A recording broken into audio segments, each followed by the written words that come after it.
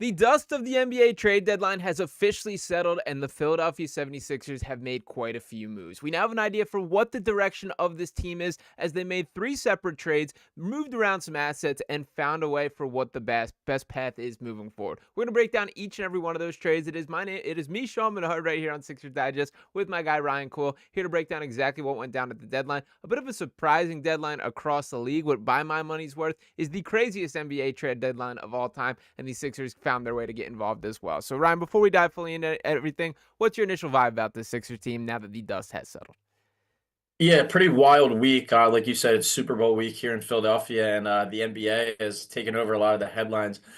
Sixers, I don't think it made any, franchise-altering moves. Paul George obviously was a name in discussion, looking potentially get off his contract. Jimmy Butler was rumored here as well. We saw him get shipped out to Golden State.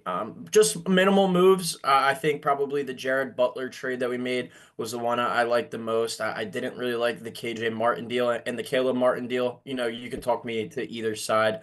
But at the end of the day, I don't think any of the moves that the Sixers team made necessarily changes the trajectory potentially of the season ahead, the rest of the 32 games that they have on their schedule.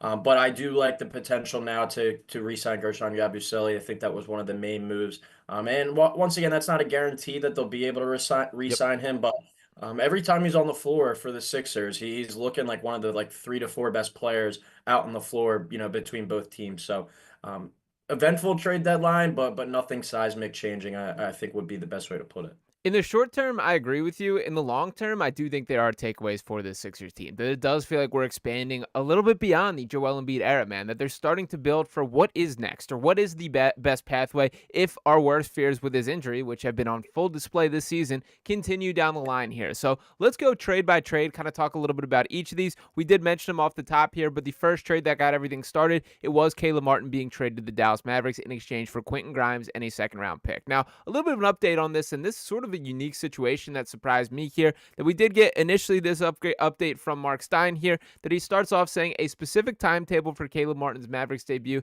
has not been established. League sources say that Dallas does not have long-term concern with the right hip sprain and that has sidelined Martin, but a modification to the original trade was sought after the ex-Sixers physical. So basically what happened is Caleb Martin got to the organization and the injury was worse than they were either led on to believe or had expected, and that led to the Mavericks having the option to void the trade, sources told Mark Stein, but believe that Martin can recover in the trade in weeks, and went around with a deal that required Philadelphia to put in a future second round pick. Now, for starters, it is kind of insane to me that this is the trade that has the magnifying glass of the league's view. Like, we're not going to forget the other trade that came out of the Dallas Mavericks organization that had the entire NBA world believing Shams Charania got hacked, but we got to make sure we get fair value on the Caleb Martin for Quentin Grimes trade here. But nonetheless, it is just another second round pick. The deal is ultimately done, and Quentin Grimes being the prize of this trade here. To give a little bit of love to Quentin Grimes, he's 6'5", 24 years old, averaging a career high 10.2 points per game this season, along with 3.8 rebounds, 2.1 assists, shooting a career best 39.8% from three.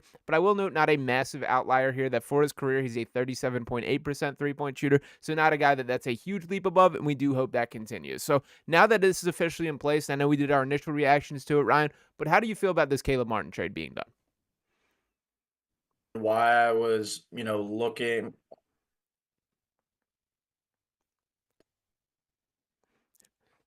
Yep, and Ryan's back with us now. Looked like we had a little bit of a frozen, but go ahead, continue on with the Caleb Martin love.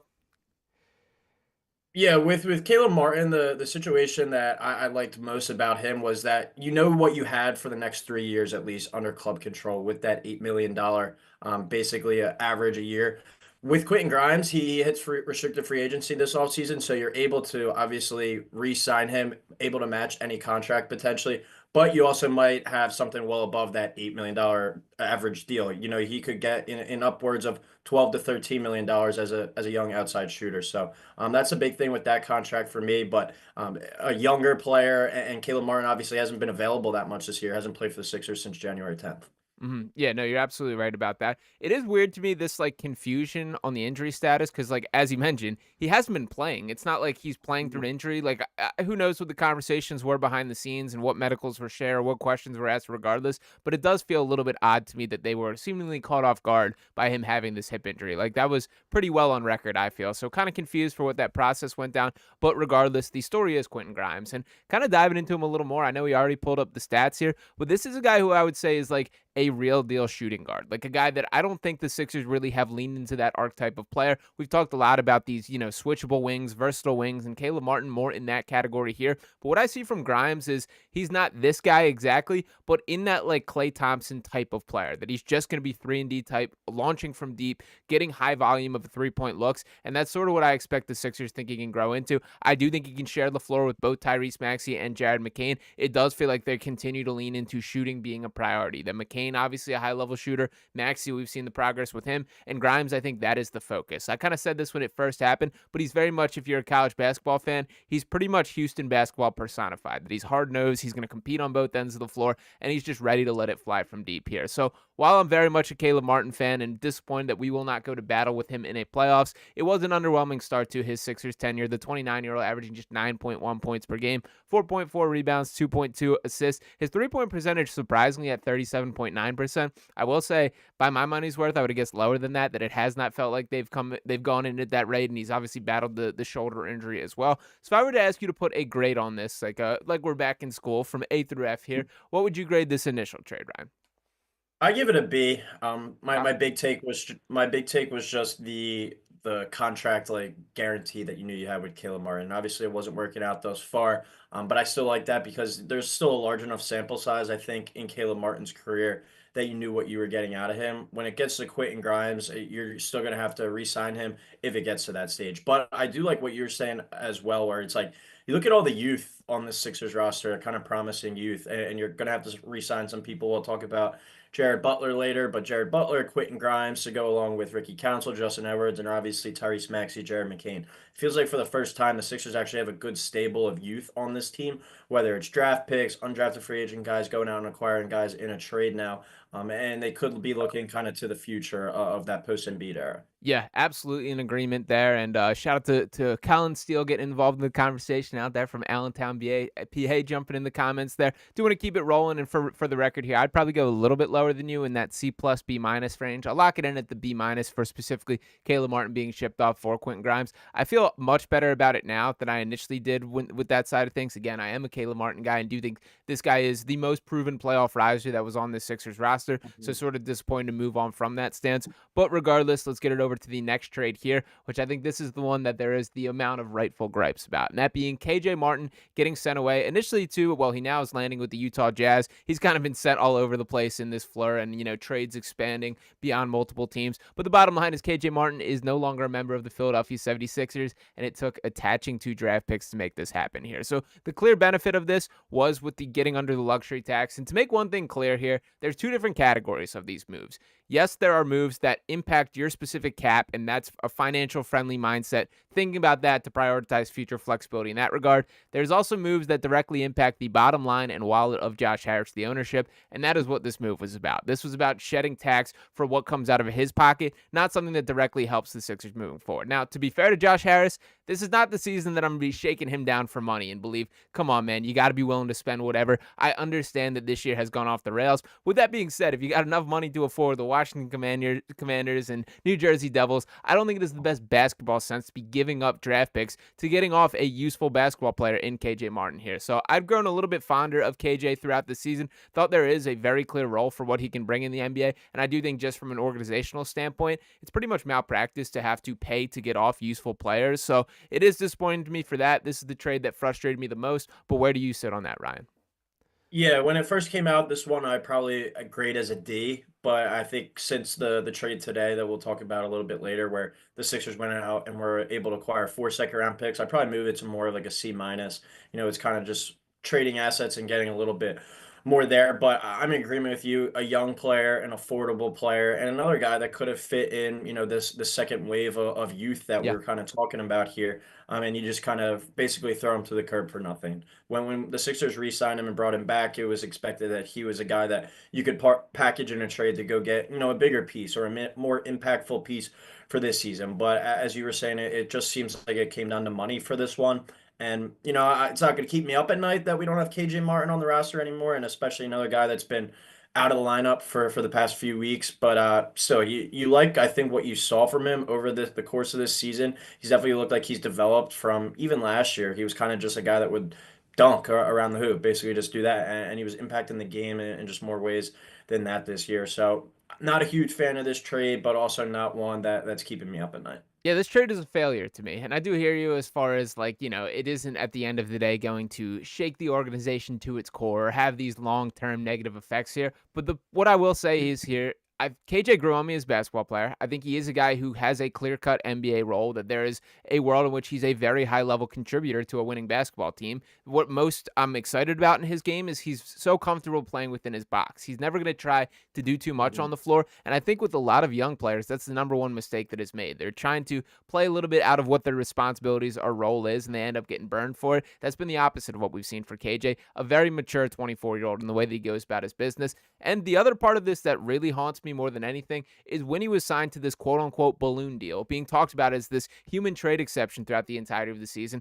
This was about setting yourself up to have another win now move. And he did the opposite of that. And not only doing the opposite of that, but having to add 2 draft picks to make sure that is the case. So I understand at the core of this, when you package it all together, this does come down to Josh Harris saving about $40 million. Now, it is not my money, and those are not going to be the things that I care about there when you own a sports team. That's sort of, the what comes with the territory. But I do think that from the process to the results to every part of this trade, to me, it's just incredibly a failure and underwhelming. But the bottom line is maybe it won't be as bad as we think. And for the record, to reflect on sort of a similar trade with them sending out Jaden Springer and a second-round pick to the Celtics just one season ago at this point, Springer was sent out in this trade deadline as well and was just released by the Houston Rockets. So there does come a point where there's such a finite number of roster spots across the NBA that in reality, I don't think I was looking at KJ Martin as a part of this significant core. So as you mentioned, maybe not worth keeping us up at night. So what was the official grade that you had penciled in here?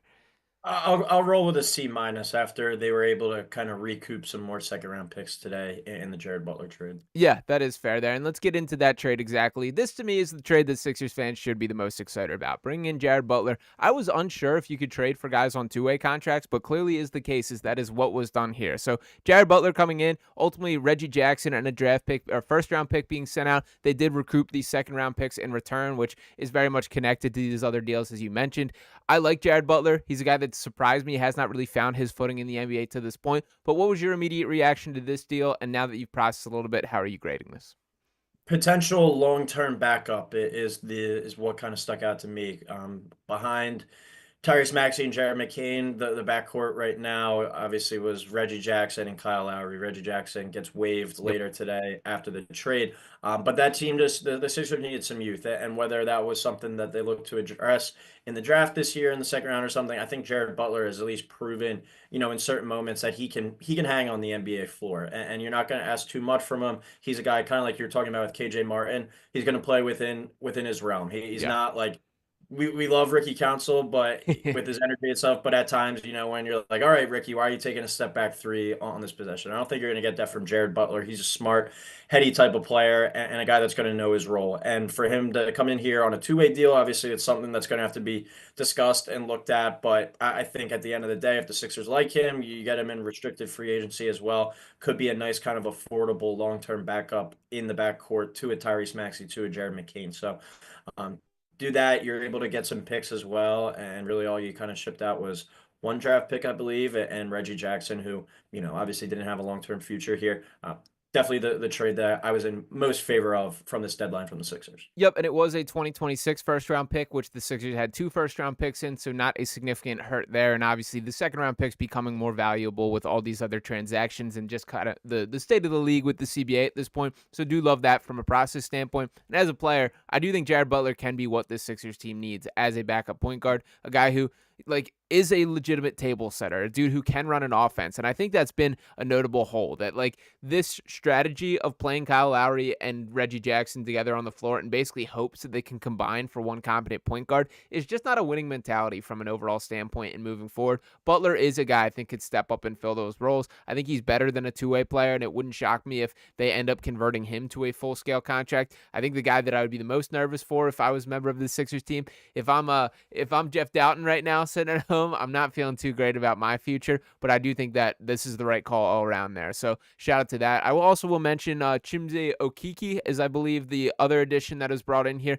Still ironing out the full details from a contractual standpoint. It's looking like he's going to be on a 10-day contract, but to just set the full stage for the bottom of the Sixers roster, that it does feel like Okeke is going to be a 10-day guy. Currently, the two-way slots are occupied by Jeff Doughton, Justin Edwards, and then it would be, assuming this is the case, Jared Butler here. They did waive Pete Nance, so this could work there. So basically, there's going to be some shakeups. There likely will be a little bit more roster movement. Any thoughts on how that all plays itself out, Ryan?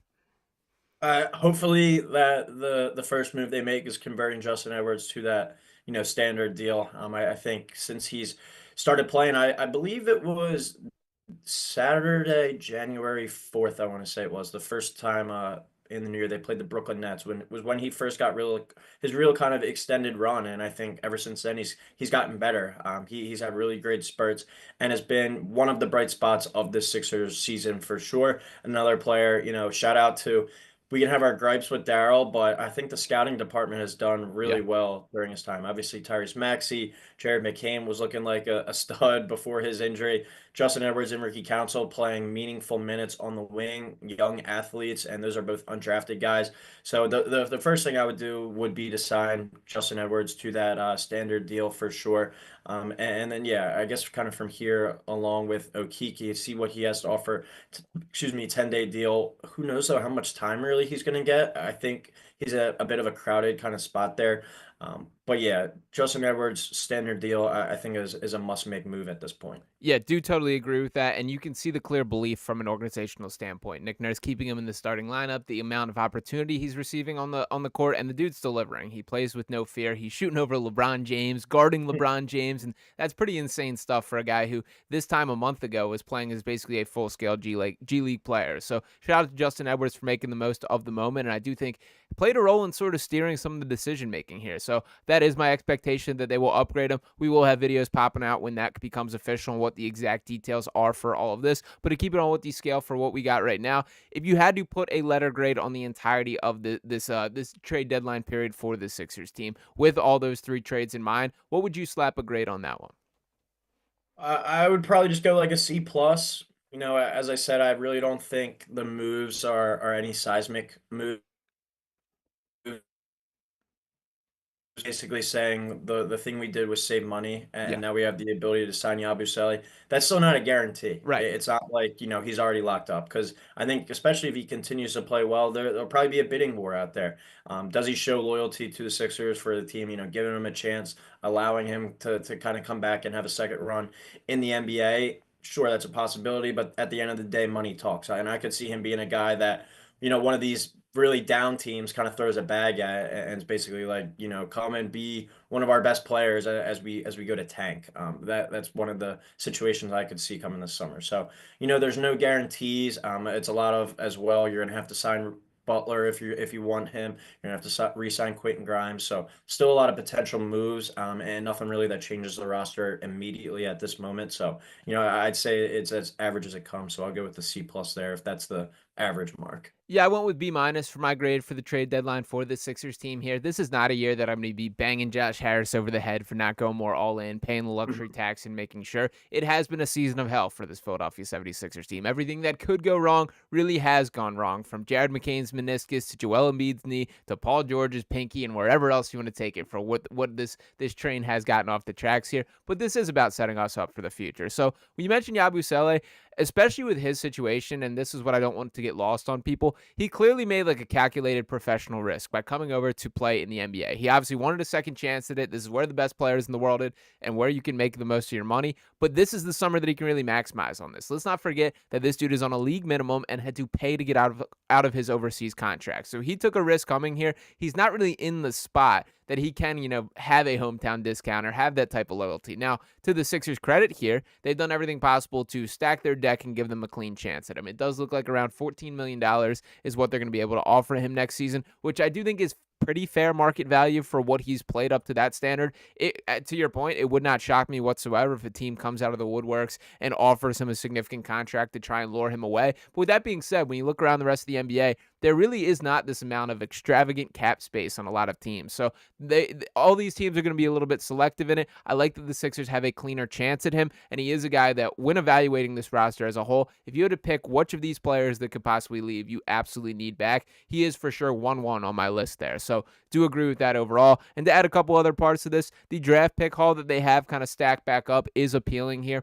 These are guys that can either obviously be used as draft picks and turn into pieces of this future Sixers team as we begin to shift into the Tyrese Maxey, Jared McCain, Justin Edwards type era of basketball here. Or these are guys that if you do want to take another swing at things, you can repackage these and trade these for the stars that get you over to the edge there. So I do like a little bit of the optionality that they developed. And as far as like a little bit more in kind of the tax conversation here, what they did open themselves up with and what does apply from basketball sense is you can now attack the buyout market. You have the freedom to offer above minimums, and that's sort of the bargain bin that you can be shopping at. So they did have the benefit last year of bringing Kyle Lowry on a buyout deal. For all that everyone wants to say about Kyle Lowry, that still was a slam dunk buyout. That you don't get guys that can start playoff games or really contribute in a positive way in the buyout market that often. That's why it's a risk on this standpoint, but that seems to be the angle they're going to be attacking again. So I just threw a lot at you, Ryan, but as far as any of that conversation here, do you think they can have anybody in your eyes targeting in the buyout market or any other place you want to take that? Yeah, I guess my thing would be actually to kind of throw back at you with the moves that they made here at this deadline. I said it a couple weeks ago. I was like, the season continues to go at this rate with what Josh Harris is paying, the players playing three max contracts. Someone's going to have to fall on the sword, whether it's Daryl Morey or Nick Nurse. I feel like these moves were made like by Daryl Morey, like knowing like his job is safe. He has no pressure. Do you kind of agree with that? Because it seems like a lot of these moves were made for potential future benefit instead of right here in the moment. Yeah, I would agree with that. I would categorize this deadline as sort of a soft sell. That I think that this was certainly interested in protecting the pockets, creating flexibility, all the buzzwords that the organization is going to throw at us. But it also still gives you a chance that if things break 100% right, which based on the track record for the season would not be my gamble currently, but if things were to break 100% right, that Joel Embiid is healthy, Paul George can begin to look like himself, that pinky injury or whatever the deal is stops bothering him. Tyrese Maxey continues to play at the level. You do have guys that can contribute on this team. Quentin Grimes could be an impact player on this team. There's other guys that are ready to take that step forward, and if you do add another piece in the buyout market, that helps there. So I think Daryl is safe for the time being. I think there's a higher chance than people would like that, like, as bad as this season has been, they're just going to brush it off as that guys have been injured. This was everything that could have gone wrong, did go wrong, and we're going to try this again next year. I think that is kind of the likely pathway for this team moving forward. So I don't think I have any worry about these Bob Myers rumors or Daryl being kicked out the door. And particularly, like, they gave him an extension last summer, man. So yeah, I don't see Daryl Morey going anywhere here. Yeah, that's what kind of just the vibe of this was. I mean, like I said, somebody I think is going to have to fall on the sword, but you could just chalk it up to everything that could have gone wrong has gone wrong. But at the same time, with some of these players, what they're paying them, like, are we sure it's not just we're going to run into the same situation next year with these guys getting, another year older? Obviously, Jared McCain was more of a freak thing for a young guy, but is Paul George going to be healthier next year? Is Joel Embiid going to be healthier next year? It's definitely not a encouraging sign, I think, at least at this moment. Yeah, and to your point, like, the injury risk certainly doesn't get better as they circle Yeah. back for another season and add another year older there. And I mean, for Paul George specifically, it's been frustrating that it hasn't been one particular thing, but we see like the knee issue that he's dealt with, the pinky now. It's just been pretty frustrating all around. But to keep this train on the tracks here, to talk about the buyout market a little bit. The first name getting some buzz, and I hate that it makes any sort of legitimate sense, but it is Ben Simmons here. There are reports that they seem to be working towards some sort of solution out there in Brooklyn. He will be a high level name in the buyout market. I have zero interest in ever seeing Ben Simmons in Philadelphia once again, but I am seeing the chatter of people talk themselves into it. So, Ryan, where do you sit on the side of the conversation? Would you have any interest in the best of circumstances on a minimum contract? Would Ben Simmons be welcome back in a Sixers uniform?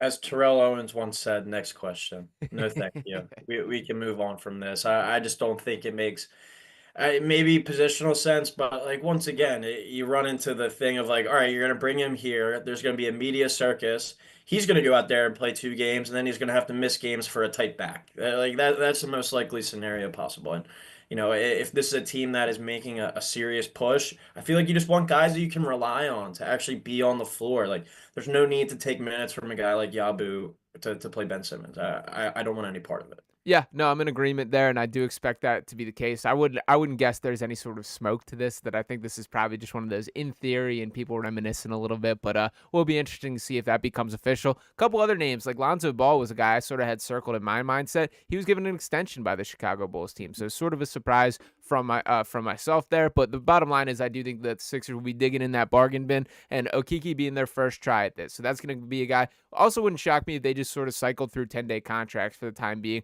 and kind of take a couple of their chances. Daryl did that back in his Rockets days quite often when he was sort of just kind of rotating that last roster spot. Wouldn't surprise me if that is the pattern either. But to take a little bit of a step back from the Sixers angle here, looking around the rest of the league, they're obviously where all-stars traded at an all-time high rate this year. Who would you label as like the teams that were the biggest winners of this deadline?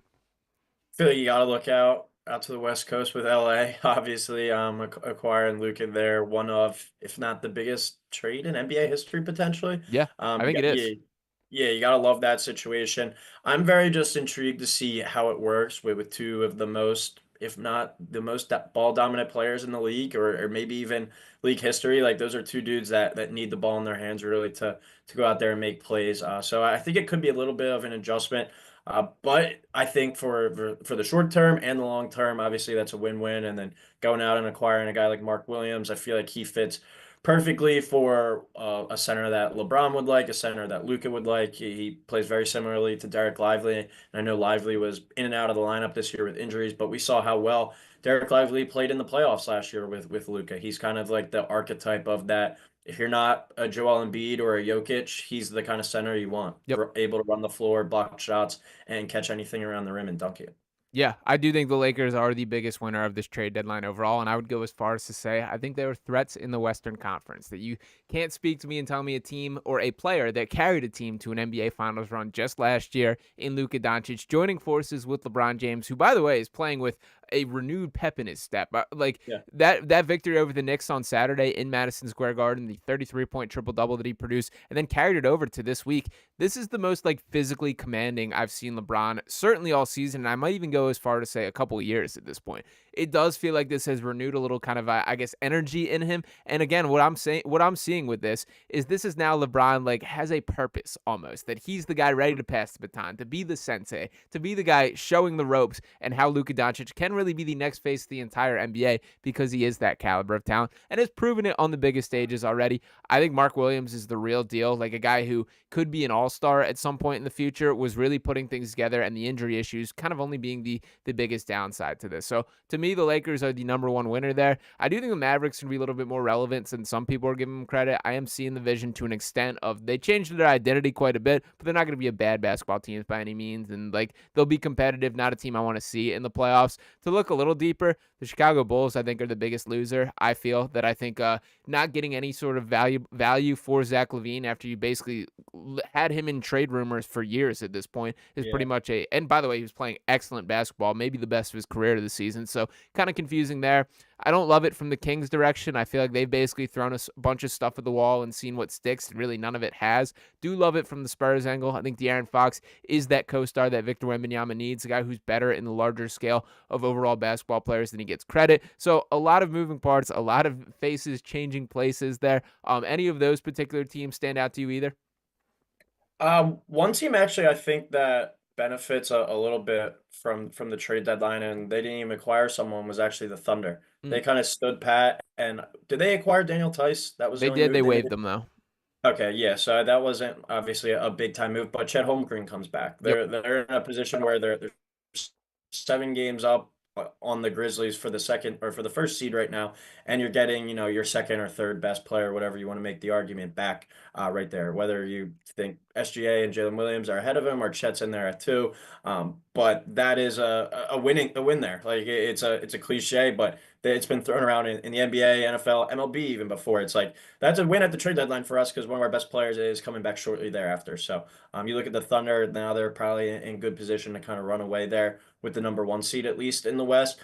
But I do think the Lakers could make things interesting. The West once again should be a much more entertaining playoffs I think than the East. Yeah. But still looking forward to seeing all these teams kind of at full strength with their new looks. And last second thought for me, it was like there was a graphic on Twitter, and it was like, imagine showing someone this graphic like this time last year, and then there was a quote tweet, and it was like, imagine showing this to someone this time last week, Yeah. like De'Aaron Fox to the Spurs, Luka to the Lakers, Anthony Davis to the Mavericks. The list goes on and on of all the kind of crazy moves. Jimmy Butler to the Warriors. We didn't even touch on that here. Yeah. But Yeah. You're yeah, right. a super eventful week, and for it to happen during Super Bowl week as well, for the NBA to steal some of the headlines was very interesting to see for a league that's been struggling throughout the year with their ratings in discussions. Yeah, and shout out to the Cavs as well, who took a chance bringing in DeAndre Hunter. Yeah, A clear need for them, that 3-and-D style of wing, and a guy that they're clearly going for it this year, and they should because they've played like a championship contender all regular season so far. In agreement about the Thunder point, and by the way, we have not seen Chet Holmgren and Isaiah Hartenstein share the floor together, which will be a unique angle that they can lean into. And obviously, their interior production or not having a true big man was really why they were unable to go deeper in the playoffs last year. That has been addressed. So yeah, the Thunder should be viewed as real deal championship contenders.